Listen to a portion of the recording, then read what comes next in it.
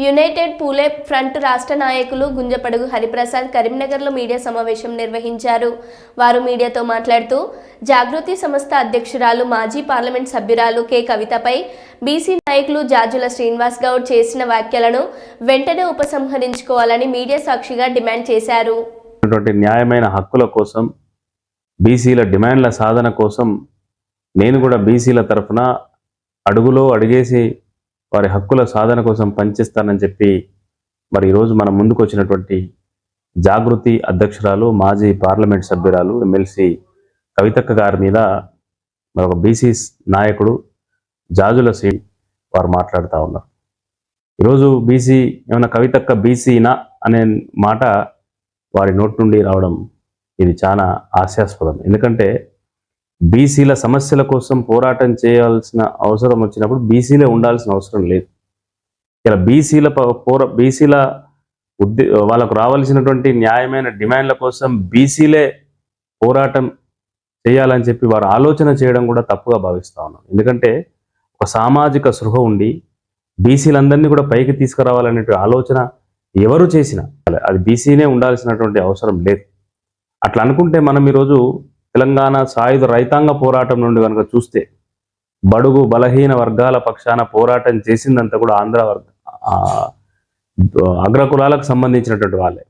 ఈరోజు రైతాంగ పోరాటంలో, తెలంగాణ రైతాంగ పోరాటంలో ఈరోజు అమరులైనటువంటి వాళ్ళు కూడా బీసీల పక్షాన పోరాటం చేసి అమరులైనటువంటి వాళ్ళందరూ కూడా అగ్రకులాలకు సంబంధించినటువంటి వాళ్ళు.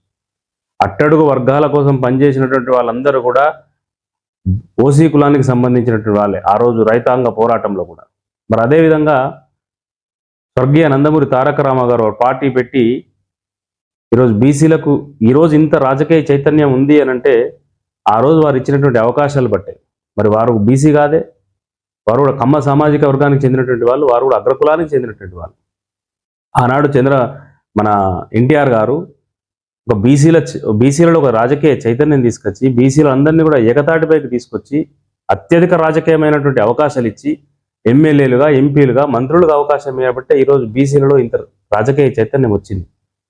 మరి ఈరోజు మనం ఆనాడు ఉన్నటువంటి నాయకులందరూ కూడా నువ్వు బీసీ నాయకుని కాదు, నువ్వు ఆంధ్ర కమ్మ నాయకుడు అని చెప్పి వారిని అంటే ఈరోజు బీసీలు ఇంత పెద్ద ఎత్తున రాజకీయంగా చైతన్యం పొందేవారు ఒక్కసారి జాజుల శ్రీనివాస్ గారు ఆలోచన చేసుకోవాలి. ఈరోజు కవితక్క చేసినా ఇంకెవరు చేసినా బీసీల పక్షాన పోరాటం చేస్తున్నటువంటి సందర్భాన్ని మనం స్వాగతిస్తేనే, అందరినీ కలుపుకొని ముందుకు పోతేనే మనకు రావాల్సినటువంటి హక్కులను మనం సాధించుకోగలుగుతాం. స్వాతంత్రం వచ్చి 77 సంవత్సరాలు అవుతుంది. ఇప్పటికి కూడా బీసీలు రాజ్యాధికారం కోసం పోరాటం చేసే దౌర్భాగ్యం ఎందుకు వచ్చింది? ఆనాడు కొందరు బీసీలను విభజించేటువంటి పని బీసీలే చేసిండ్రు. ఈనాడు మీరు కూడా బీసీలను విభజించేటువంటి పని మీరు చేస్తూ ఉన్నారు. నువ్వు బీసీ నాయకుడు అని చెప్పుకుంటావు జాజుల శ్రీనివాస్ గారు, మీరెన్నడన్నా బీసీల కోసం పోరాటం చేసింది ఉందా? ఎన్నడూ కూడా నీ సొంత ఎదుగుదల కోసం తాపత్రయం తప్ప నువ్వెన్నడన్నా రజకుల గురించో, నాయి బ్రాహ్మణుల గురించో నువ్వు మాట్లాడినటువంటి మాట ఉందా? ఈరోజు కుమ్మరి గురించి మాట్లాడిందో వాళ్ళకు రావాల్సిన హక్కుల కోసం మాట్లాడింది ఉందా? ఈరోజు విశ్వ బ్రాహ్మణుల గురించో లేక అట్టడుగున ఉన్నటువంటి సంచార జాతుల గురించో నువ్వు ఎన్నడన్నా మాట్లాడినవా?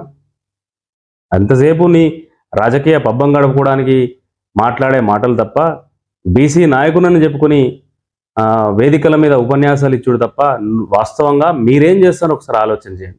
ఈరోజు ముందున్న ఒక 3-4 కులాలు తప్ప ఈరోజు ఇప్పటికి కూడా రాజకీయమైనటువంటి చైతన్యం లేక, రాజకీయ అవకాశాలు లేక నిరాదరణ గురవుతున్నటువంటి వందలాది కులాలు ఉన్నాయి. ఆ కులాల పక్షాన మీరు చేస్తున్నటువంటి పోరాటం ఏందో ఒకసారి ఆలోచించండి. మీరు ఆ వర్గాలను పైకి తీసుకురావడంలో మీ పాత్ర ఏందో ఒకసారి మీరు ఆత్మవిమర్శన చేసుకోండి. ఈరోజు 100కు పైగా కులాలు పూలే యునైటెడ్ ఫోరం పెడితే 100కు పైగా కులాలు ఈరోజు కవితక్క వెంబడి నడవడానికి సిద్ధంగా ఉన్నాయి. ఎందుకంటే వారి నాయకత్వం మీద నమ్మకం, వారికి ఉండేటువంటి పట్టుదల మీద నమ్మకం. ఈరోజు వారికి అవకాశం ఉండే, పూలే యునైటెడ్ ఫోరం వారి అధ్యక్షులుగా ఉండే అవకాశం ఉండే. అయినప్పటికీ కూడా 100కు పైగా కులాలు ఈరోజు ఒక వేదికను ఏర్పాటు చేసుకుంటే ఆ వేదిక కూడా ఒక బీసీనే అధ్యక్షుని పెట్టి ఒక మార్గదర్శకురాలుగా ఉండి బీసీలలో చైతన్యం నింపేటువంటి ప్రయత్నం కవితక్క చేస్తాను. మీరు ఇంకొకసారి ఇటువంటి మాటలు మీరు కవితక్క గురించి మాట్లాడినారో అవన్నీ మీరు ఉపసంహరించుకోవాలని డిమాండ్ చేస్తా ఉన్నాం. లేకుంటే బీసీలే మీకు రానున్నటువంటి రోజుల్లో తగిన విధంగా గుణపాఠం చెప్తారని